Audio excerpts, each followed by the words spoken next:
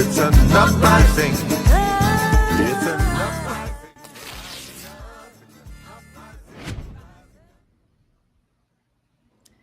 Hello, everyone, and welcome to the Green live stream. I'm your host, Edie Arndell. Good to see everyone. And I'm here with my wonderful co-host, Mr. Scott Free. How's it going, Scott? Doing good. Doing good. I'm happy. Well, I noticed that you guys have more books than I do, so I need to work on that. Mine are all scary books. Oh. My husband was kind of a post-apocalyptic writer, and he turned me on to Stephen King and things. So. Oh, okay. There you go. But, kind of fits for now. And we are here with Robert O. Smith. Yes. A candidate for the nomination of U.S. Senate in Texas. Welcome. So Green Party. good. Yes, Green Party. So we're good trying to be this different format. You guys decide if you like this better, if you like to see our whole room. Yeah, I just thought it was more friendly. I don't know. Our audience comments a lot in the chat. So let us know. Tell us a little about yourself, Robert. How's it going? It's going really good. I mean, these are some sad days here in Texas with all the flooding happening down in the hill country. So our hearts and minds are with the people there, and especially with the folks trying with the rescue and recovery efforts, and just already the rebuilding that's starting there. So that's where a lot of our focus is these days. I'm a professor. And so these summer months are times when I'm getting my writing projects caught up on. And so always the deadlines and the editors checking in. So that's what's going on with me. I'll introduce a little bit about myself, since most people here probably don't know anything about me. I'm originally from Oklahoma, but as we say, got to Texas as soon as I could.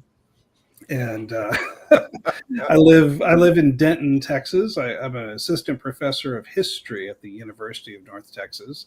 But being from Oklahoma, I'm also a citizen of the Chickasaw Nation. And the Chickasaws are one of the tribes from the southeast of what is now the United States that was ethnically cleansed along the Trail of Tears and put into Indian territory. So that's our history, along with the other tribes of the Southeast being put in to what is now Oklahoma. And so I do a lot of that work. In my work in history, I focus on religion, politics, and indigeneity, which are all these things we're not supposed to talk about. It's all the things that I love to talk about. Yeah. Exactly. Yeah. And so we're, with all those scary books behind you, even Stephen King draws on those themes. And then most recently, I've been focusing my research and writing on critical race theory, married to my spouse, Asia Martinez, who is a professor at the University of Illinois now in Latino Studies. And so she's been working on CRT for close to 15 years, and I've joined the project as a researcher and writer. It's amazing. We published our first book in March, and we have two more on the way. One that's getting finished right now. So we're really excited about that. Yeah, I just put the link that's to your new book in the chat, so everybody can check it out. Okay. Yeah, so a lot of people don't know what critical race theory is, and I'm among those. So you can teach me something today. So. Oh, happy to talk. Yeah, it's like when this whole controversy blew up in around 2020, hardly anybody knew what it was, because most often it was CRT was something that was studied in education circles. A lot of education scholars knew what CRT was, and then especially where CRT began in critical legal studies. And so many people trained, especially in constitutional law, had a sense of what CRT was. Basically, CRT is a collection of lenses for interpreting how some people are affected differently by law and policy than others. It's what it is. And so not controversial at all.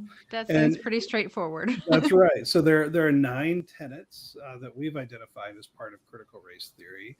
And it's related to diversity, equity, and inclusion efforts, but DEI is more of a corporate sort of thing.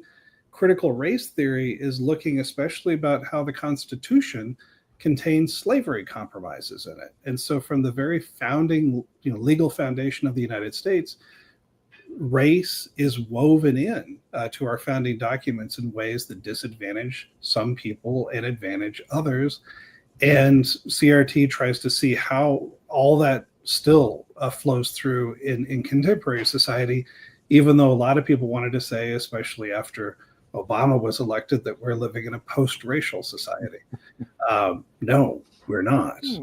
And I think in some ways, our current president is a gift for demonstrating how, no, we're not in a post-racial society. So this is, CRT has a ton of work to do, especially as we see this rise in white Christian nationalism, how that's woven into libertarian forms of economic theory that have racism woven into their foundations. Yeah. It's an amazing time to be a critical race theorist. And now that we're kind of on the scene, hopefully people will listen to us. Yeah, it's called Trump a gift, and that's I know. I know. quite a way of showing it. But no, I think that because of the nightmare that we are living through these past few months, just in terms of the whole ICE issue, it does really bring forward. It just puts in people's faces what's really been going on in this country, just in much more subdued ways, through paperwork, through, and just one thing that drives me insane is that, the whole status of someone being illegal or undocumented or something. I mean, there are people in this country who have been here 20, 30 years who just their only crime is not having the right paperwork, which is the fault of American bureaucracy, right? Definitely. And so that to put the blame on people, and now we see them grabbing them out of Home Depots and Walmarts, and I mean it's a horrific sight to witness. No, it's a really terrible time, and when I was referring to Trump that way, what I mean is that, and I also happen to be an ordained minister in the Evangelical Lutheran Church in America, and what I mean is that Trump is an apocalyptic figure in the sense that he's a clarifying figure. So apocalypsis is actually clarification, right? And so he's apocalyptic. He shows us the truth of what the foundations of this country are, and then how those foundations reverberate in people's lived experiences. And so this is the truth. The question for us is, how do we remake this country in a more humane, sane, and mutually constructive way that benefits everybody who lives here? So I think that's part of the vision that we need to be putting out there, to say this is not what we envision for our communities. We do not want the people who happen to not be documented, but who are wonderful people in our community, contributing to every level of our life together. We don't want them snatched away and disappeared. We also don't want people with brown skin tones mistaken for folks who are undocumented and accidentally supposedly disappeared as well. And that's been a security concern for us as we go out on the book tour. We cannot put ourselves in places often that are publicly advertised because we simply do not want the federal agents showing up into spaces to suppress thought and critical speech, along with suppressing racial diversity. Wow. Yeah, no, I mean, just this week, Edie and I, we marched in the Pride March in Chicago. And the organizer, his name is Andy Thayer, and he organizes within the Pride March protests of serious issues like deportation and genocide. So we do that, but he was even really concerned. He had asked a lot of us to do security to be ready, because, and it turns out, Edie, you hadn't heard that there were ICE agents at the L stops at the end of the Pride March. Andy had told us that, but he was worried within the Pride March that we would have an issue, and so we were trying to be prepared. I have no experience in that, but we were trying to be prepared for what might happen. And we're in very, very scary times. Right. I did want to bring up a couple comments, and then I had kind of a follow-up comment from myself. But Joe Harrington's here. He says, "Hello, Robert. I went to UNT, but came down from Chicago to study there during the Nixon Ford era." Right. He's Illinois Green Party. All right. Joe. So, Joe, you came to Texas during the Nixon-Ford era. What a choice! But likely, probably studying music is my guess, because that it's so well known for its jazz performance. Oh my Mm. gosh, you're right. In high Mhm. school, I was in the jazz band. I played trumpet. And right, you're right. All of the oh my God, I'm having flashbacks. Yeah, All of the pieces we did were U of Texas. That's right. Oh my, that's right. Have another comment from somebody you may know, Robert. Michaelia Lene Wilson. Hey, Robert, currently listening to you from Aubrey, which is a neighboring town to Denton.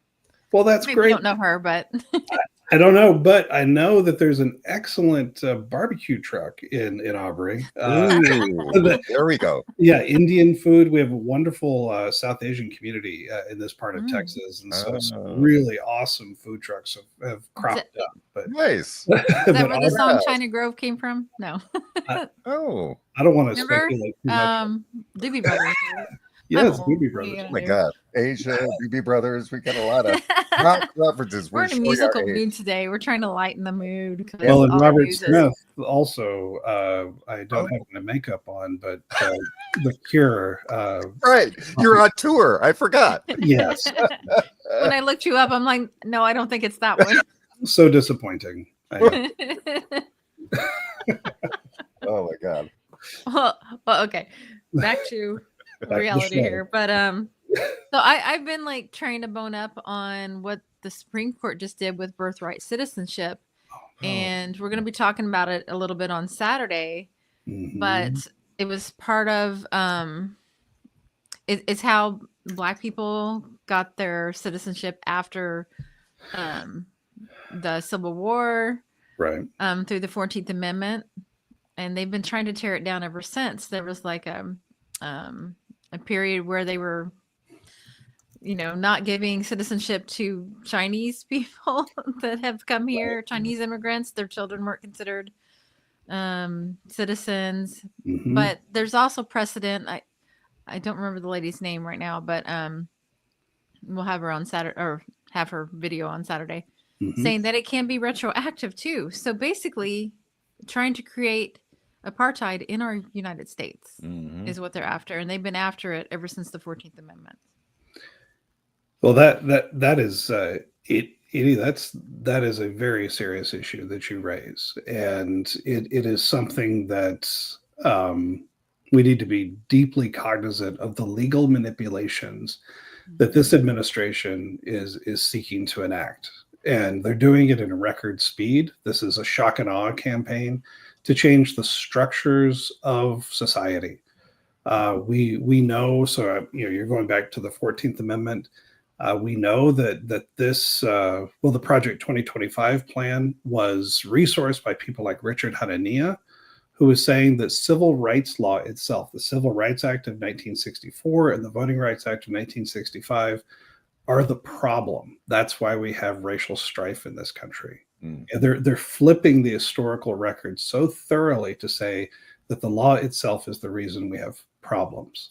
And so they are seeking to undo the executive orders on affirmative action and all of the civil rights structures. So they're going after the New Society programs of Lyndon B. Johnson. They're also going after the New Deal programs of the Roosevelt administration. Right. And as you say, heading right back to the 14th Amendment. Part of again, coming back to critical race theory, part of the lessons of CRT is that race, you've probably heard this before, race is socially constructed. Mm-hmm. It's not real. It's an imaginary, mythical reality, but it has power, has material power and value in our society. But race, specifically the concept of whiteness, is legally constructed. And that history of the legal construction of who is and is not white has shifted over time. You can trace it especially through Supreme Court cases.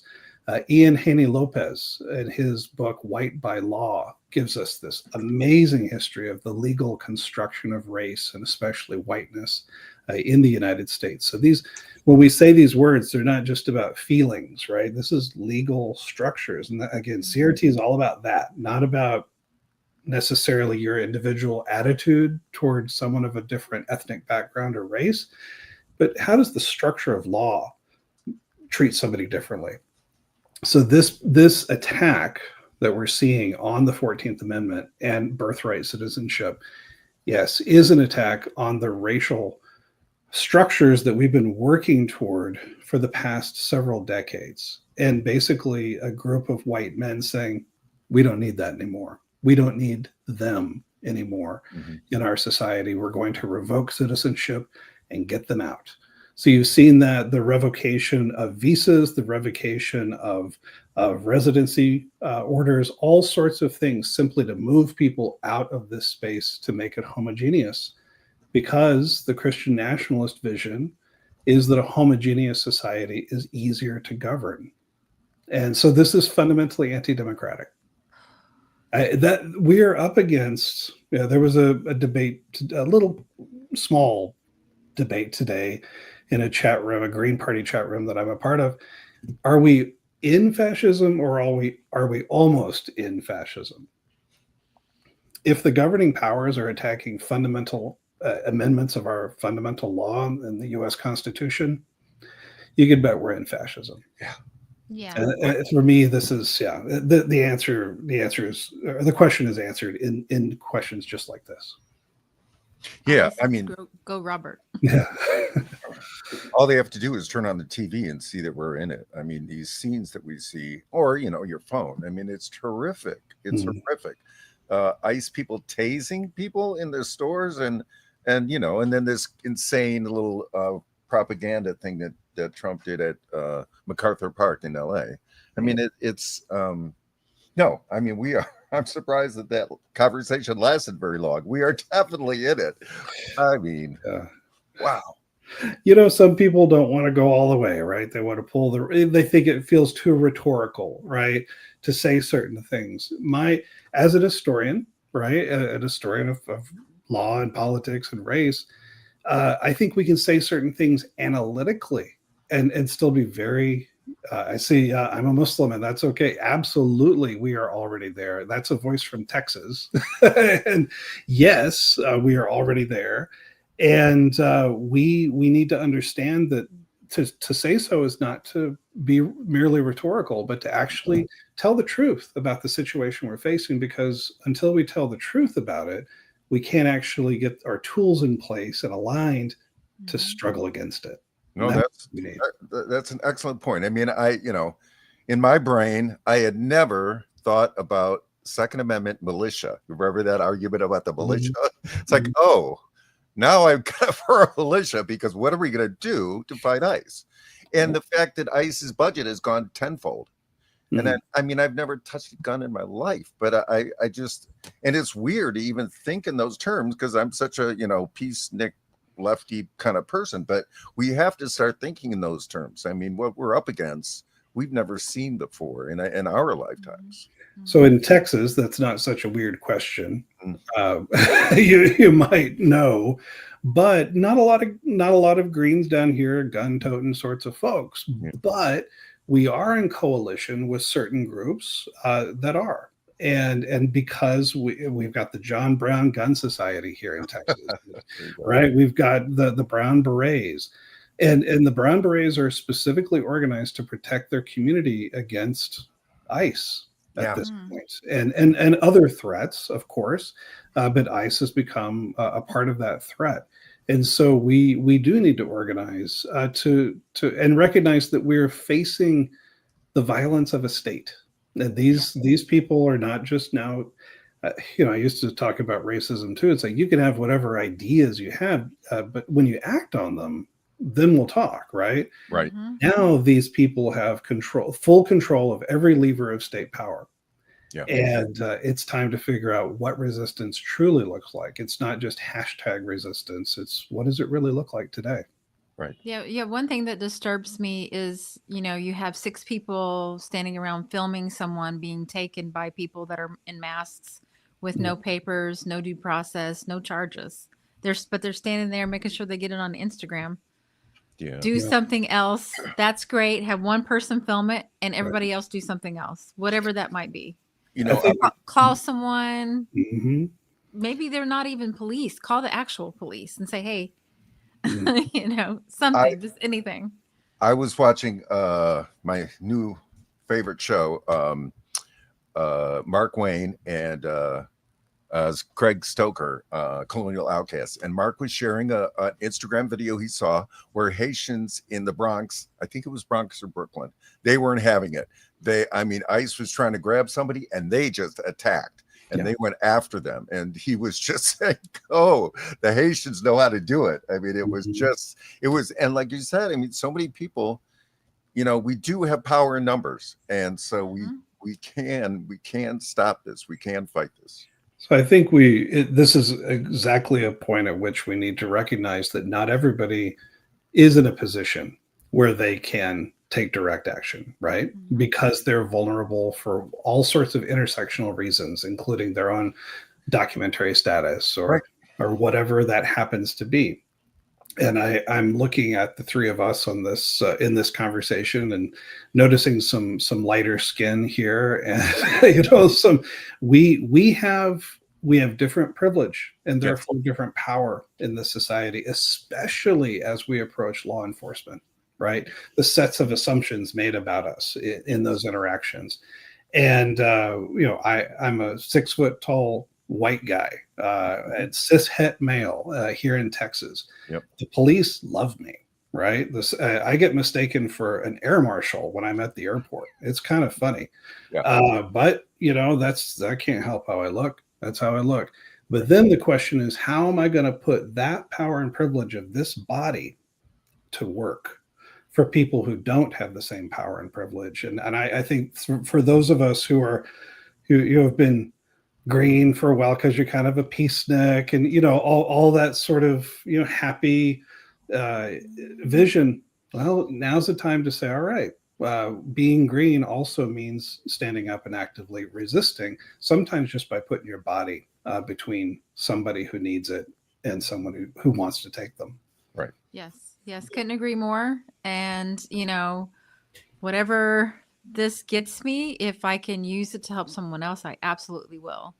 And, you know, that is not my ideal of the Green Party anymore. Of course, that's where we'd like to get to, but this is not the world we live in. So we have to be activists and we have to be, you know, protesters and people that are going to help in whatever way we can. If it's, you know, whatever it is, you know, we have to use whatever powers that we have at our disposal. That's right. And you know, I can't remember what I was watching, but you know, Trump's got all three branches now because Congress is not giving him any pushback. No. And the Supreme Court isn't either. And I think it may have been Stephen Donziger was talking about, you know, Bush Jr. W was appointed, even though Gore won. By all independent. Yeah. He appointed 2 Supreme Court justices. Conservative. And then the other 3 was under Trump. And the one that Obama and he didn't win the popular vote. So it really doesn't reflect us, what's happening. Scott, did you want to say? Oh, just that I was adding that. Remember where Obama let them take control over his appointment? Remember that where he was going to appoint someone and they blocked it, which was insane that to let them. I can almost remember the guy's name. name. I know. I mean, Garland. Something. Yeah, Merrick Garland. And there was Senator McConnell who engineered that block. Yes. Yeah. Which is why the U.S. Senate's a little bit of an important body. Yeah. And so, we're in this moment, yes, where the court is rapidly diminishing its own credibility, and that is, I mean, in a time of crumbling confidence in institutions, for the court to do that by becoming so partisan, it's simply bending over to allow this fascist takeover to continue to speed up.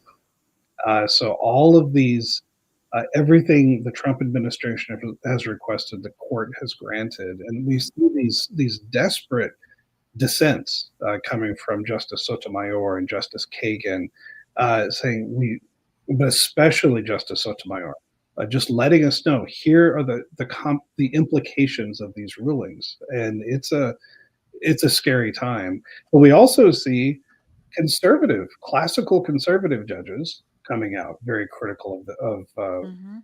Roberts, and so when you see that meeting up, something's going on that we need to be paying attention to, and I think a part of it is that we are not facing a conservative Republican Party anymore. We are facing a radicalized new right party that has put the conservatives out of power.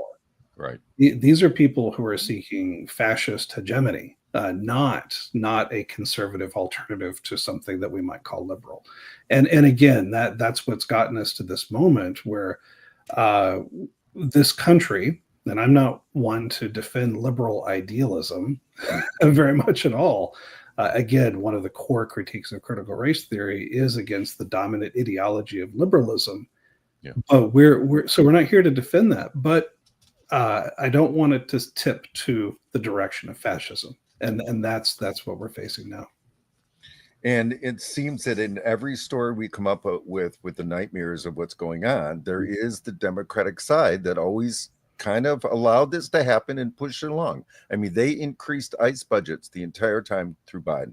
Now, it is true, they just increased the budget by 10. So, but there's never been any real pushback by the Democrats. They never rescind anything that the Republicans do. So I say that on this show all the time, they work in tandem. It's a good cop, bad cop, but the Democrats are still cops. I mean, sounds like you were Kamala was describing the top cop. Yeah, there you go. Yeah, there she is. And so, yeah, somehow this party that has always wanted to prove just how tough it is on crime, always wanted to prove just how tough it is in foreign policy because the Republicans were accusing them of not being tough. And so they've been dragged into further and further and further into that orbit. And now we've simply lost any real form of opposition at an organized national level, other than the Green Party in the United States. And I think that is a tragedy where the left, and frankly, the Green Party doesn't always have to be identified as the left, but there is no real left in this country. No, there is no real opposition. I think we're just the party of the people at this point. I mean, Indeed. We represent what the people want. Indeed. Mm-hmm. And so there was a note that came up, pointing to the imprisonment at the borders under the Obama administration. Yeah. Those cages were there. right. Yes, under Democratic leadership, absolutely. And so all these things that Democrats love to criticize Republicans for, it's like, well, y'all did it too. Right. And I got to give credit where credit's due. The colonial outcasts, they talked about how the percentage of private prisons in this immigration system has increased from each administration, Republican, Democrat, Republican, Democrat, Republican. The percentage now is up to 90% private prisons. And how we talked about how the 14th Amendment had that little set aside for prisoners, so that their way of keeping slave labor. Yes. This is also about slave labor. It's, yes, part of it is just getting folks out of here. And the other half is, well, if we have to keep them, we're going to have them doing work for pennies a day. Or nothing. Yes. Private prisons make a profit. And these companies that are involved in our prison system throughout America, all of these private companies making profit off prison labor. Prison labor and keeping the beds full. But go ahead, Robert. No, absolutely. Just the 13th Amendment and that carve out that you're mentioning. That's what it was. Sorry. Right. Yeah. In abolishing slavery except as punishment for a crime. And so there it is. And again, the compromises, right, even in the Reconstruction era, that are made to ensure that racial inequity continues to be profitable for white people. Mm-hmm. And that again, coming back to CRT's awareness and I think that maybe we can move the conversation just a little bit too to talk about democratic complicity in the genocide in Gaza. Okay. And so the clarity here in Texas among Greens about the rejection of AIPAC control, the rejection of the state of Israel's influence on the U.S. government and especially U.S. foreign policy is tremendous. And so that is what has gotten me into this race here in Texas, especially working with my lovely South Asian Muslim neighbors who are a growing force in Texas politics, which I celebrate. And I think that we need to stand with them as they point out with clarity that we reject all sorts of foreign manipulation in our politics, including that of AIPAC and their Christian Zionist partners in Christians United for Israel and other major Christian Zionist organizations, Esther Project, all sorts of things that are going on to manipulate U.S. discourse in ways to support an active, ongoing, live-streamed genocide, telling us we simply don't know the truth, even though we see it with our own eyes. Right. And so that again is where the Democratic Party, as you well know, has lost all credibility. And we cannot step into that space and hope for any real opposition. Well, I was going to say in LA, the mayor's name just flew out of my head. Bass. Karen Bass, thank you. I just watched her today, the MacArthur Park thing. A lot of people were thinking it's performative. How did she know to be there? She's on the phone getting filmed. What am I supposed to do? Right. And I literally had somebody here in Carbondale say that to me. What was Biden supposed to do? I don't know. His job? She's the mayor. Mm-hmm. She has control of the police force. If she doesn't like what's happening, why doesn't she call her police force and stand between these people doing these illegal acts and her citizens? I don't understand the problem, except for that they're complicit. Mm-hmm. So you need somebody who's going to stand up. And Newsom, he vetoed a bill that was going to break the relationship between ICE and the prisons in California. He vetoed that bill. What's up, Alexandria? It's shocking how few Democrats can call a blatant genocide a genocide, much less adequately oppose it. Yeah. Bernie's still not saying the G word. No, and he still says Israel has the right to defend itself as they committed genocide. It's like fealty. I have to bow to AIPAC so I don't get ruined. Right. Cares more about their career than they do anything else. That's right. So something's happening there. So they didn't like what I said. Oh, really? Yeah. Uh-oh. Well, it might have been my cord. We'll see. Okay.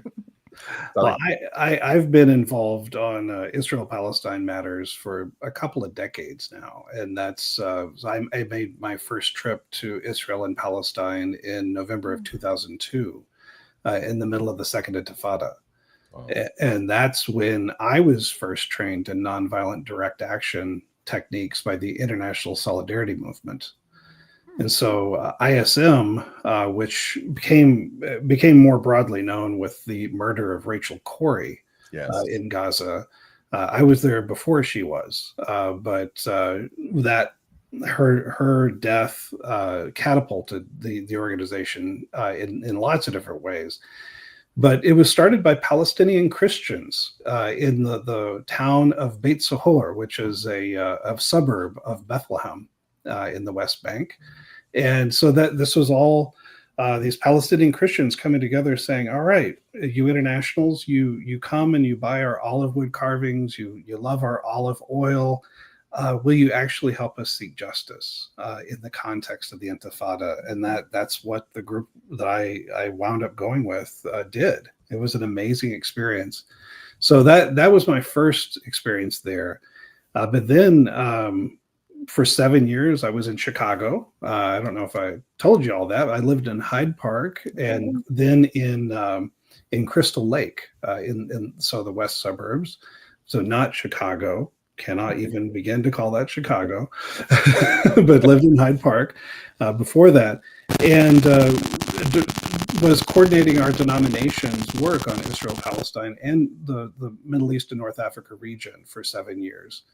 And then after that, I moved to Jerusalem and lived there for 4 years, working across all sorts of lines for the University of Notre Dame and teaching the history of religious conflict in Jerusalem, as well as the history of the Israeli-Palestinian situation.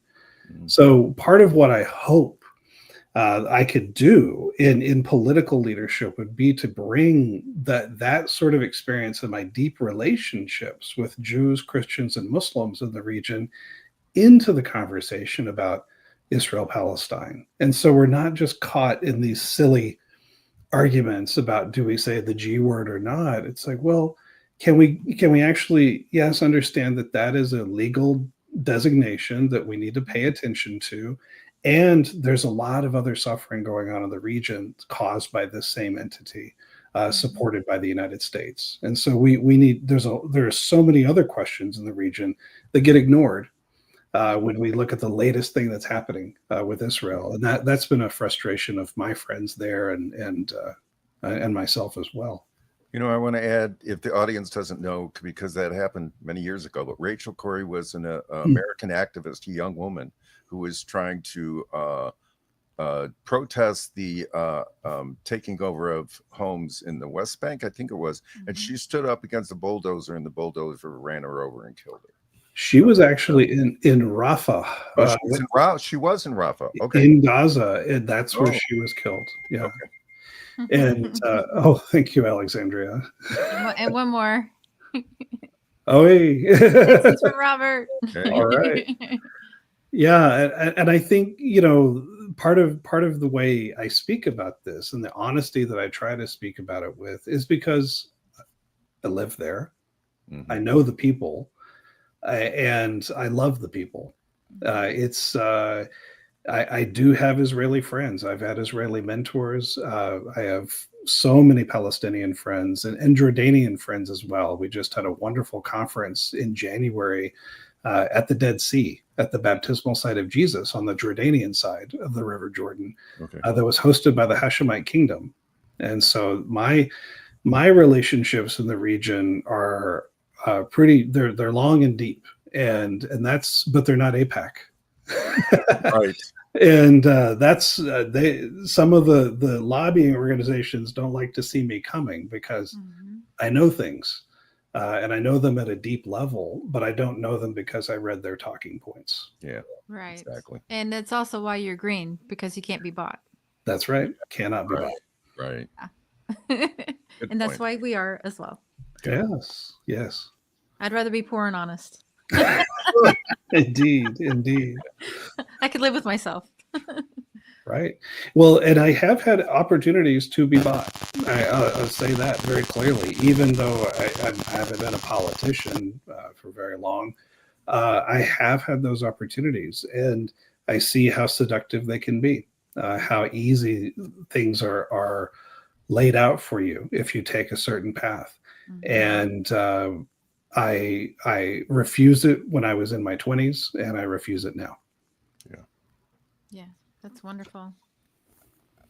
No, we see the process of, the Democrats as their new progressives come up, right? And the funding behind those progressives. When you dig deep into it, you see it's the same pattern again, that it's a process. They're doing it for their careers, their wonderful careers, but in the process, they're going to take those steps where they're going to be supporting what is genocide. It's and even if it is a good person, they think that's their path to be at the table. You won't be able to do anything if you get to the table. But I wanted to talk about what you're going to do for Texas for the last 20 minutes. Oh, yes. Let's do that. Let's go solution based. All right. Oh. In Texas, part of what we've been seeing, and we did open up with a comment on the floods that have ravaged the hill country here. And I know that people are still suffering. We still have active searches going for people who are missing, including children. And so this is not a time for direct finger pointing. But what we can already start talking about is that it's a failure of governance. Because this sort of disaster doesn't happen in a vacuum. And we know that NOAA has a climate research arm to it for better modeling, for better weather modeling. So warnings and watches can be issued longer and longer in advance. I come from Oklahoma originally, in Oklahoma City, and when I watch the weather coverage there and the coverage of tornadoes and see how that modeling works, and I even here in Texas, it is not up to the same standard. It's interesting how regional these things can be. Wow. And I've frankly, I've lived in Minnesota for a little while, and I noticed that the sky was green and that a tornado happened. And then after the tornado passed, the siren went off, right? So I know what bad weather reporting is like.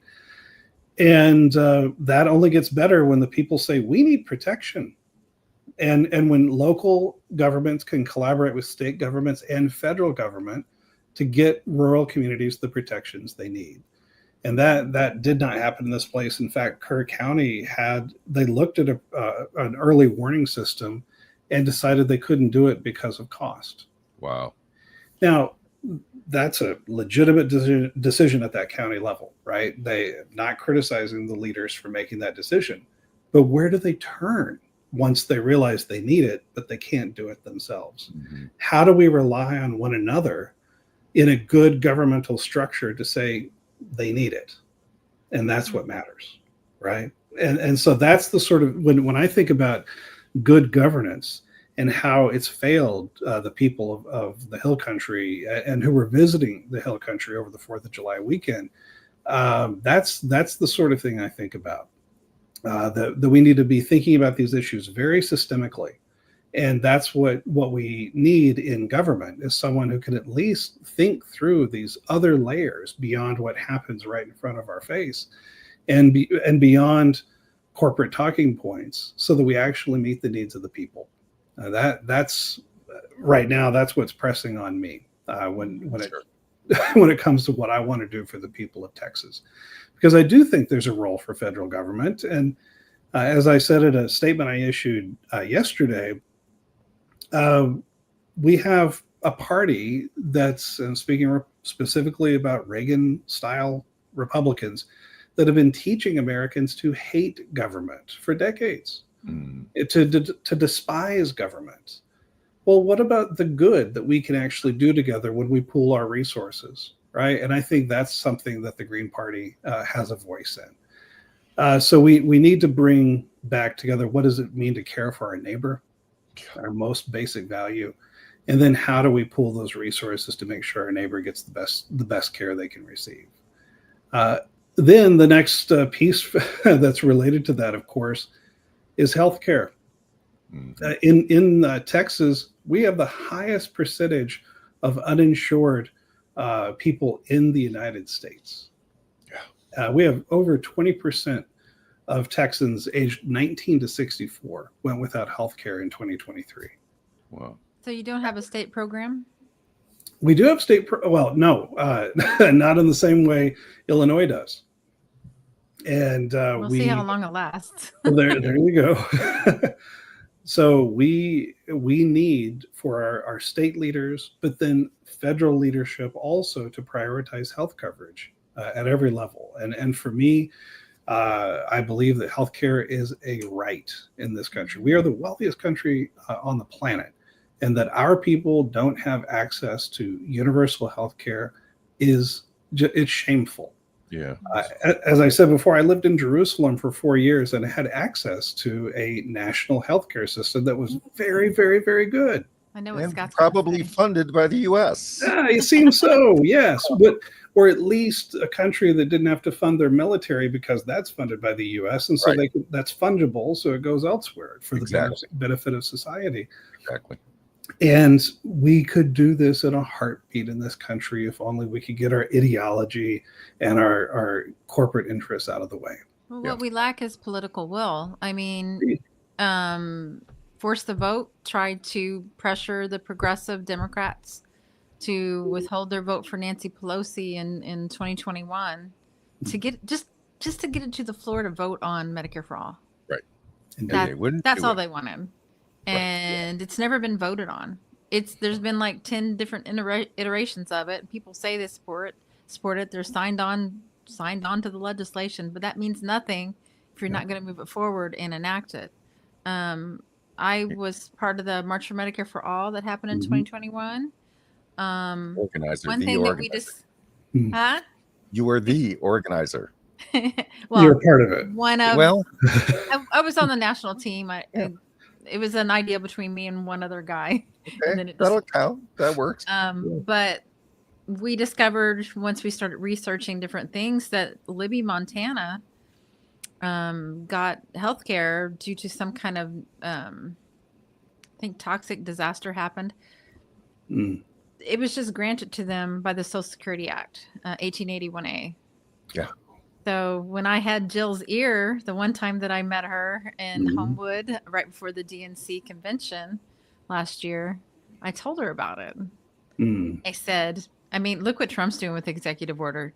Right. Do you think anybody would complain if a Green Party president would just go, yeah, no, boom, everybody's got health care because of this?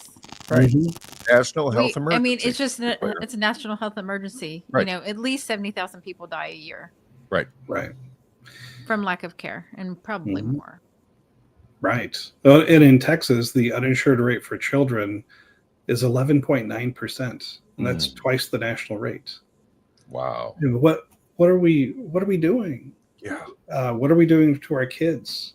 And I think we're just abdicating responsibility. And again, the basic ethic of care for the neighbor is not being met. And that's where, again, do we have to be a sophisticated ethicist or policy analyst to come to the conclusion that that's wrong? Yeah. Is that what we need? Right. So basic humanity. That's right. And Edie, so I thank you for that organizing work that you did. It's so powerful and so important and so rare, right? That people do get the opportunity to speak to a presidential candidate on that level. But I don't know, I recently saw a joke that when Democrats have all the levers of power, they can't get a sidewalk installed. So, yeah. Right, or a crosswalk painted. So, they can't even change their mind. That's right. So suddenly it all just goes away, right? When they have all the levers of power to get something. And now we see the exact opposite when the other part of the duopoly gets its hands on the levers of power. It's shot them on. Yep. Yeah. And there's too much lobby money in the system. No doubt. Yeah, the lobby money, and how, when it comes to healthcare, how the health insurance industry has been the big winner of all the reforms of recent years, and not healthcare itself, and not certainly not the people's access to basic care. Yeah. So yeah, those are really big points. Every time you put something between the recipient and the person that's giving it to you, the cost goes up and the care goes down. Right. I mean, that's what insurance is. It's the middleman. He's the money man. He decides whether or not you the money you paid is worth you being okay. And a lot of times they say no. I mean, there was video of this woman getting pulled out of surgery because the healthcare people wanted to talk to her. Oh man. Saying that her patient didn't deserve to spend the night. She's in the middle of surgery, and it was they forced her to leave her patient. Oh my gosh. Yeah. Well, I mean, who's running our healthcare system? It sure isn't the doctors. That's right.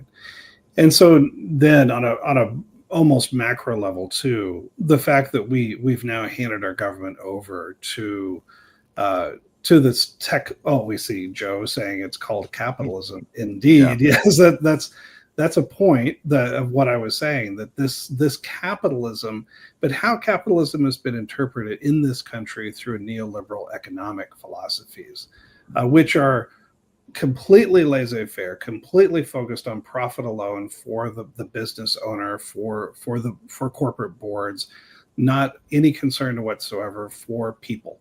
And I almost said consumers, right? As if that's our highest calling in life. But we are the people. And we demand protection from predatory billionaire corporations that are seeking to limit any form of regulation on their activities to harm us while they suck every bit of profit out of us they can.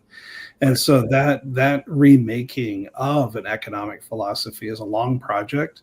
But now, again, we're at this point under this administration where the tech oligarchy is taking those neoliberal policies to the next levels that they can imagine. And so we're in a very dangerous moment for the dismantling of regulation in the United States.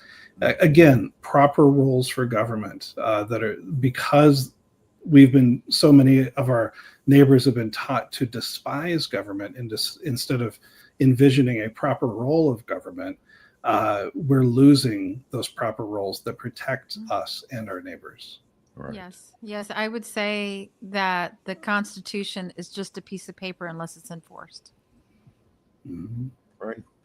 And there's no doubt that I think it is true, Robert, that the propaganda that's happened is so destructive, and that folks, in the Republican MAGA side of the world, that they cannot envision how, the government is supposed to be there to help you. That's the point of a government. That's the absolute point, know.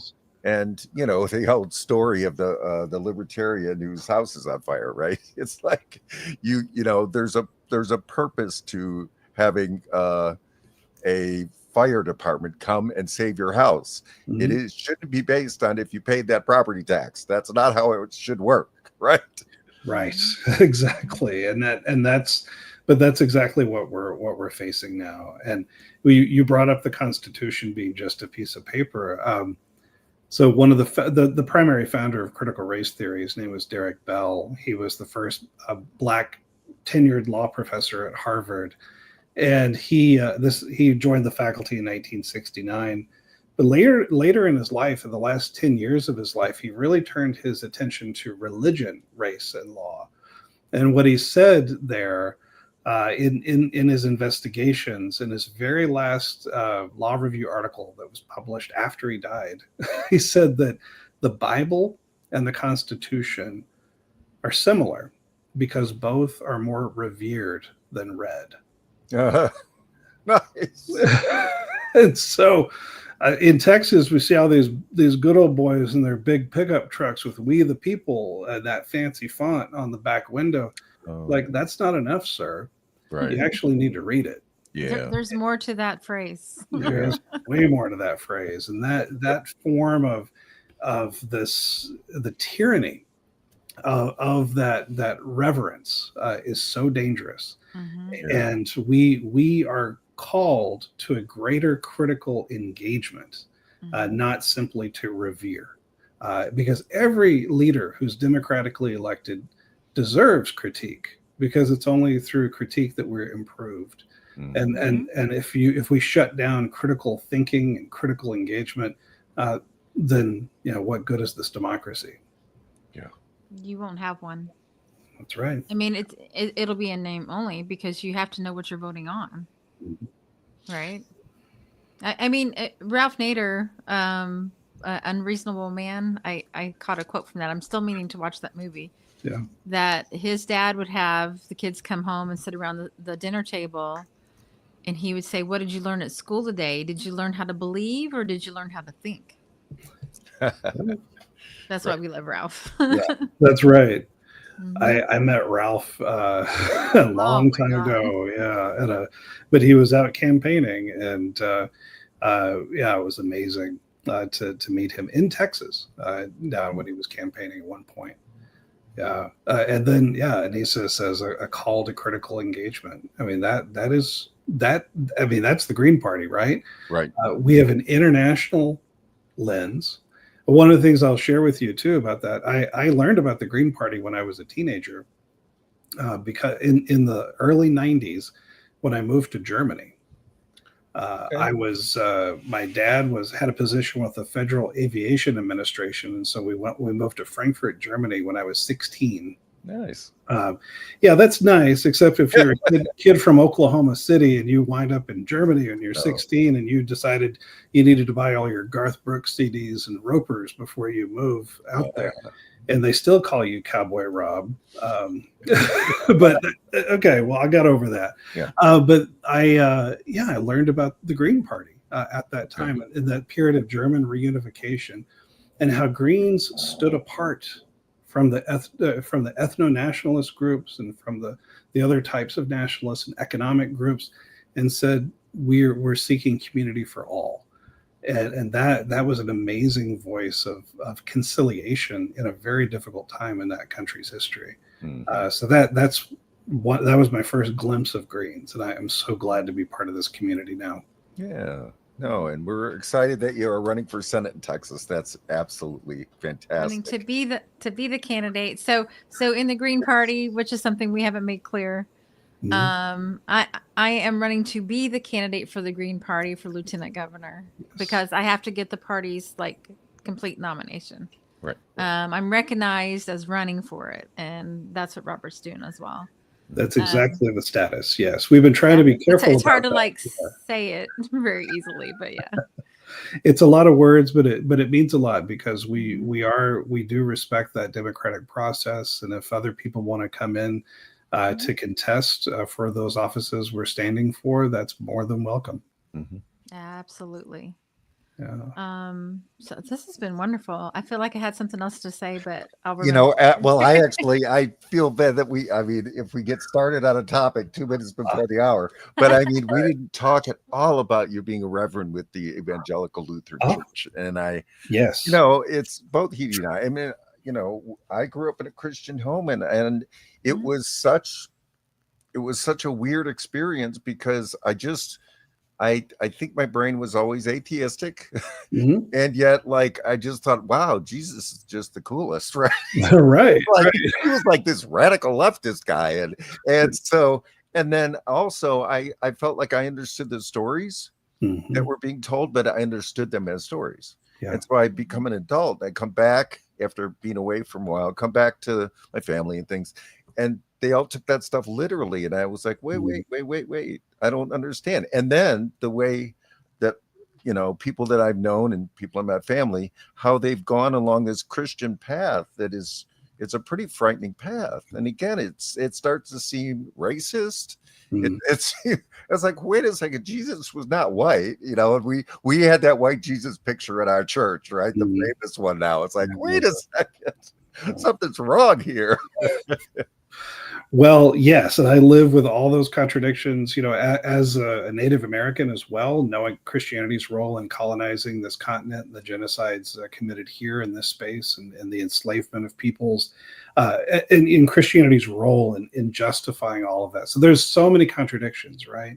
But I think, especially in the relationship that I've developed with Butch Ware as he runs for governor of California, we bring a strongly progressive politics, but also a deep commitment to our faith identity. And those things don't have to be in contradiction to one another. And we refuse to let those right-wing expressions of our communities claim authenticity, or they're the serious Muslims, or they're the serious Christians or Jews. No. We hold the tradition. And they can also be in the tradition, but they cannot do anything to diminish our identity or our commitment.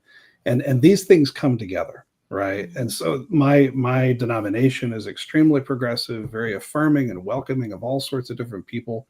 But that doesn't mean that we're wishy-washy. That doesn't mean that we don't care strongly and robustly for our neighbor. And yes, that progressive reclamation, absolutely. I mean, we need to be doing it because there's no reason that we should be alienated from the faiths, even if they're the faiths of our childhoods, right? Because they matter to us at some deep level. And how dare someone try to take that away from us? Especially for political or ideological reasons. Yeah, I was raised evangelical as well, but I had a choice to go or not. I was a shy kid, so it was a place I felt like I could kind of hang out and, be accepted. But I found some of the hypocrisies I couldn't put up with, firing our youth choir leader because she smoked some pot. Mhm. Seemed very unforgiving. And I'm asking my reverend, wait, I thought we were supposed to forgive people. And that's when I started going, Yeah. Well, and again, I was talking about reclaiming that critical mindset, right? How dare you ask those questions? Yeah. And I then, always ask questions. yeah, You can ask so anyone. and that's why, as a young adult, I became a Lutheran, because this is the like founding Christian Protestant tradition of protesting and asking those critical questions, right? No doubt. Yeah, so that's and it's a deeply intellectual tradition. All those sorts of things. Can it be conservative? And yes, it can be all those terrible things too, but it can be deeply progressive. So I think that's your girl there, huh? that is my spouse. Yes. Right. Yeah. Well, thank you so much for being here. Oh my gosh, I can't believe we ended on time for once. And tune in on Saturday for our news of the week. I don't think we'll have a candidate this week, but that space may be filled at some point. Right. The second hour. And please like, subscribe, and share the stream. These are conversations that a lot of people need to see. And also go to Robert's website. We have Yes. it scrolling down below. Yes. And please contribute and help out. Yeah, we're very excited, Robert, that you're running for Senate in Tuscaloosa. We just think, yeah, we hope. We need to get someone here in Illinois to run for Senate. Yeah, we don't have a candidate yet. Looking. We're still looking. Right. So, Well, thanks for all your support. I do appreciate it, and I look back to being with you soon. yes, anytime, please. Okay. All right. And if you'd like to hang on after, that's fine. Thank you. Okay. And thanks, See y'all later. everyone. Thank you. Peace. An uprising, we're rising up. It's an uprising, we're rising up. It's an uprising. Fight the power. It's an uprising. Fight the power.